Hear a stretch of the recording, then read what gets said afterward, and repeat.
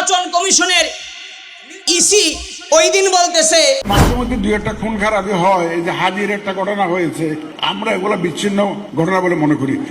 দুই একটা খুন খারাপি নির্বাচনের আগে হতেই পারে, এটা বিচ্ছিন্ন ঘটনা। কত বড় জালেম! এরকম একজন আমাদের সামনের কাতারের আইডল হাদি ভাইয়ের মতো ব্যক্তিকে গুলি করা, এটা কি বিচ্ছিন্ন ঘটনা? তার মাথার মধ্যে গুলি করে যদি কত বিচ্ছিন্ন ঘটনা, কথা কন না কেন?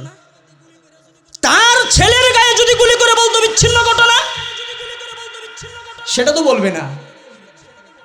বোঝা গেল আসলে স্বৈরাচারের কিছু লোক গেলেও এদের দূষররা এখনো রয়ে গেছে, এখনো রয়ে গেছে।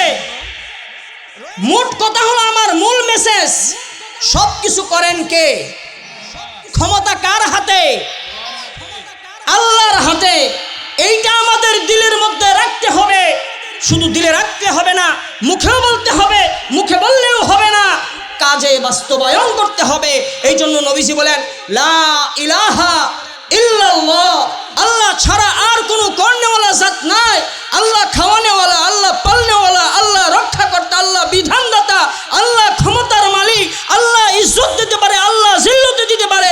সব কিছু মুখ দিয়ে বললে হবে না, দিলে রাখতে হবে, মুখে বলতে হবে, কাজে বাস্তবায়ন করতে হবে। এটার নাম হলো ঈমান। এটার নাম কি? ঈমান।